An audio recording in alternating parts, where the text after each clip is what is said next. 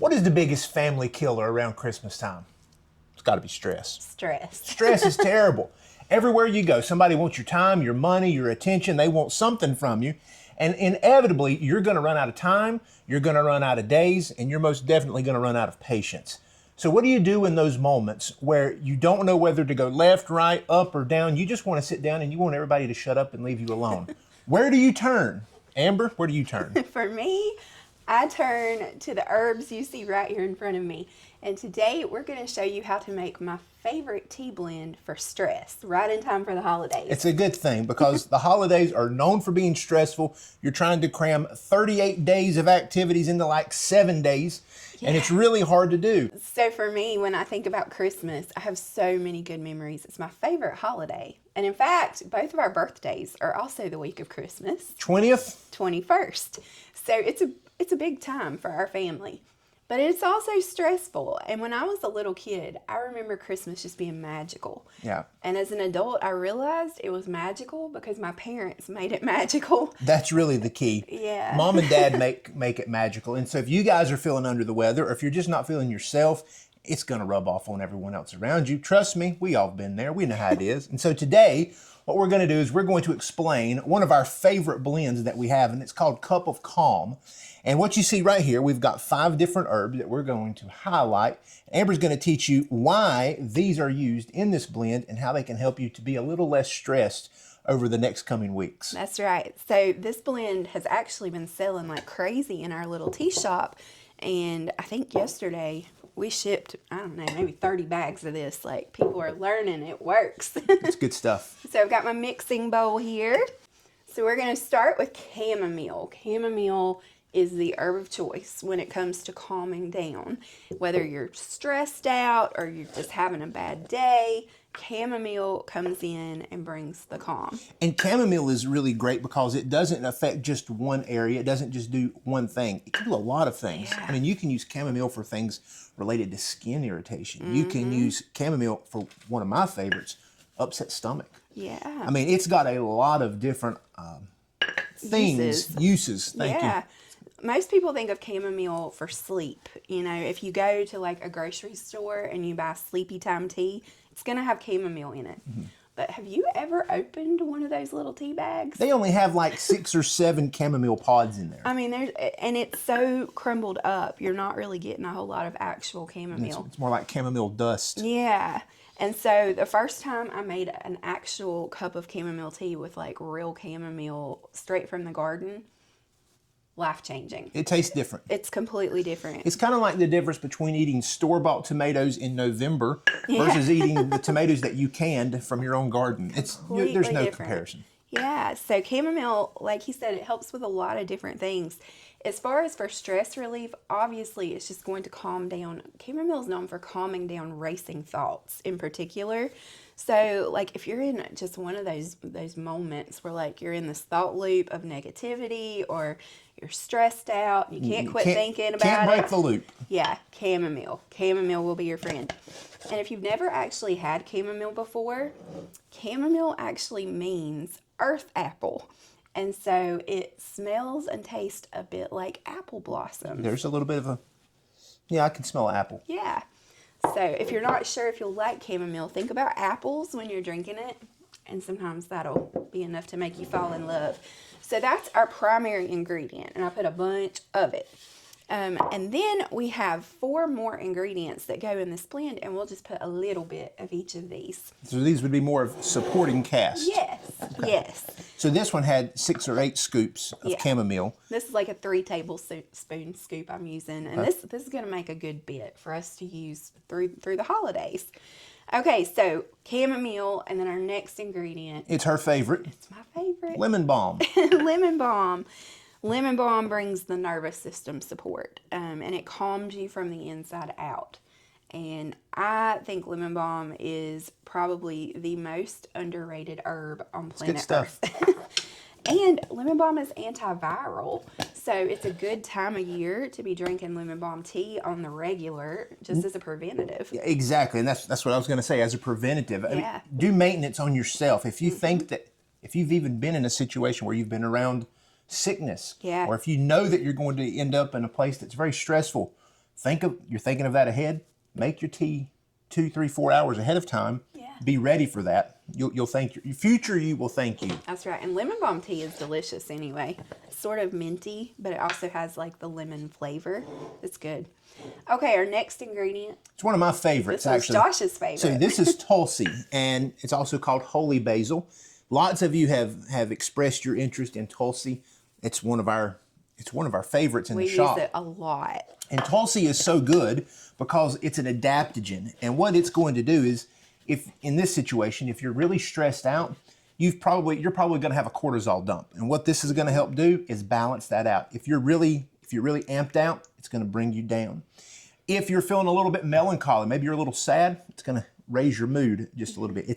It's a balancer. Yeah, it's really incredible. good stuff. In India, they call holy basil the elixir of life. Mm-hmm. And so it's just a really good daily herb to take, whether you do a tea or a tincture. I mean, you could really use that as a daily tonic if you wanted to.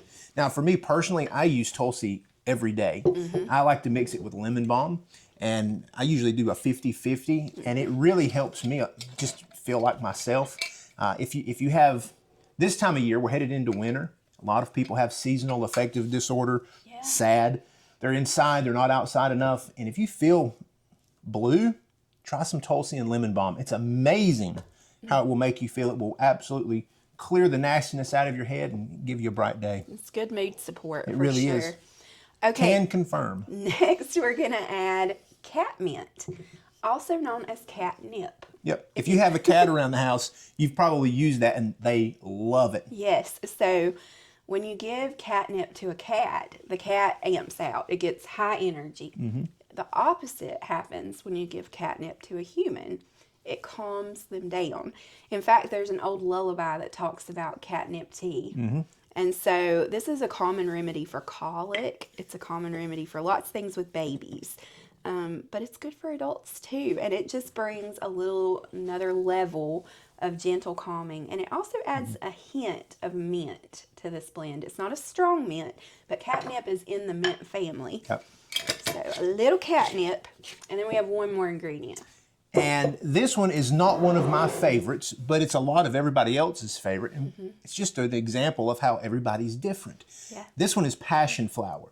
And passion flower is really green as far as the flavor, in my opinion.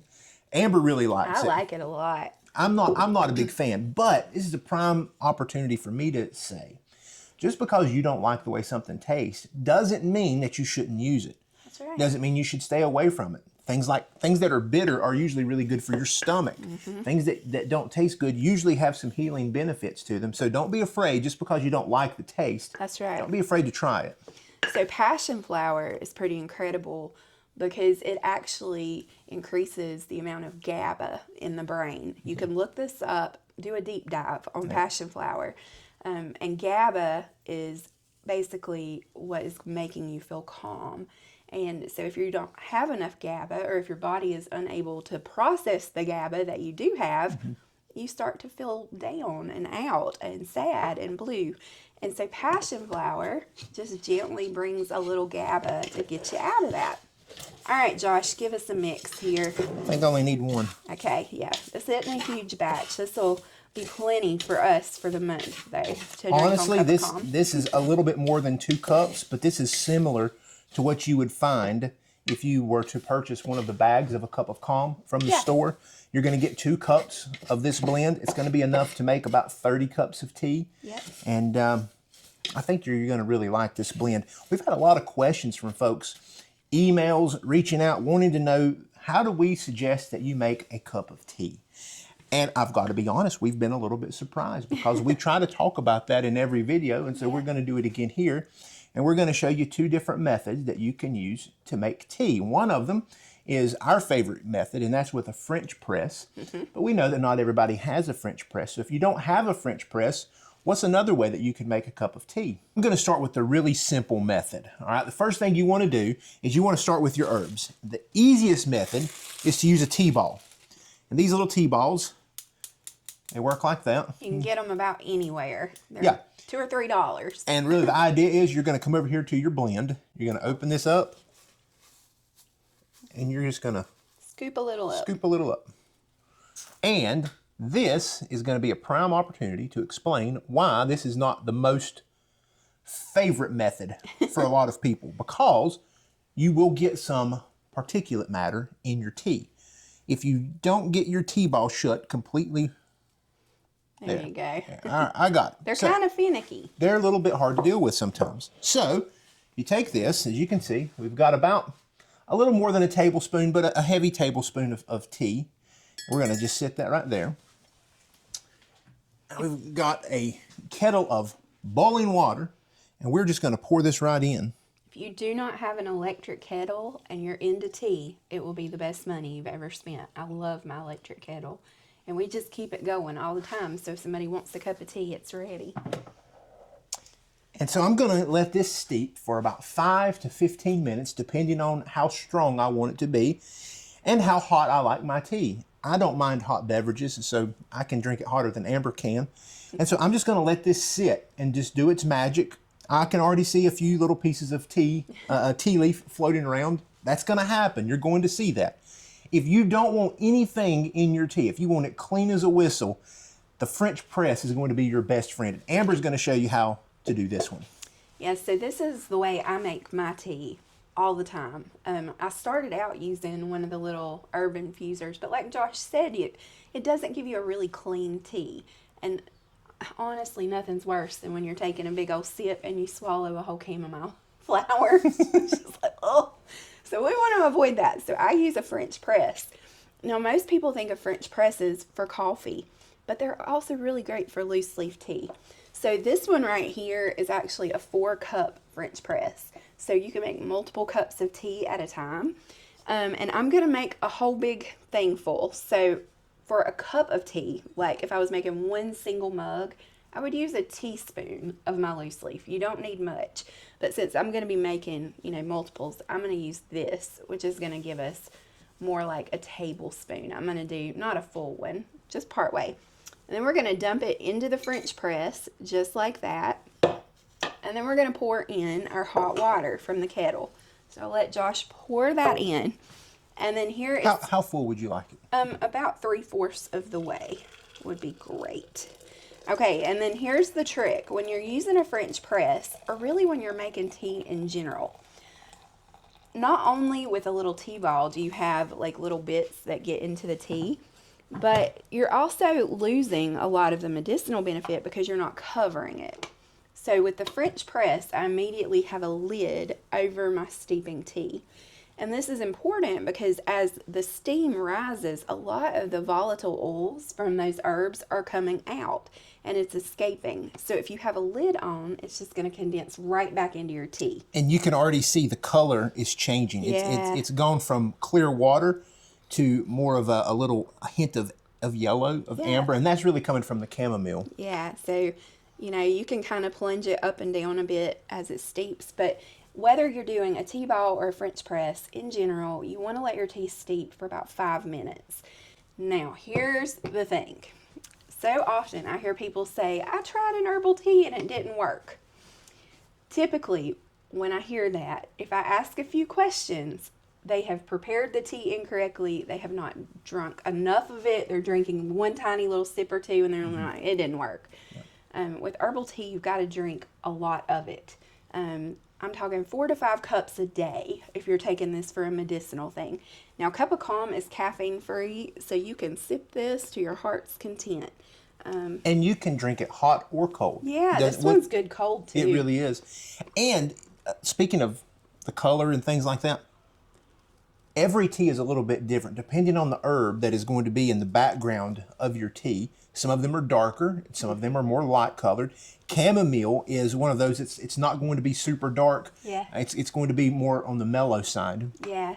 So whereas like some of our teas that contain more of the Tulsi or the lemon balm would be a bit darker. Like our flu balm is really dark. It's a dark tea, and it's also got hibiscus, which gives a reddish hue to it. Right.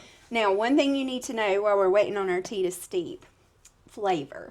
Okay, if you say you want the benefits of Cup of Calm tea, but you try it and you're like, I just can't get behind the flavor of chamomile, like just don't like it, that's fair.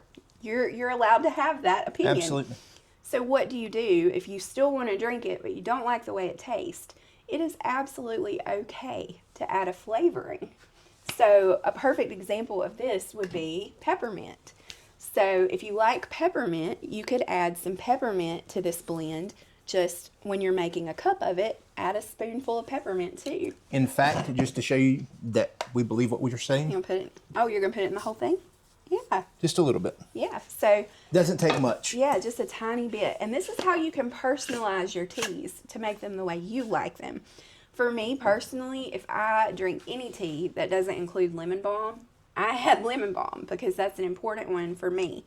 And if Josh is going to have a tea and it doesn't have Tulsi, I will add Tulsi because that's a big one for him. Yep. So once you know the herbs that your body likes, you can kind of play around with it. It's like anything else in life. It's a matter of what you prefer. Yeah, that's right.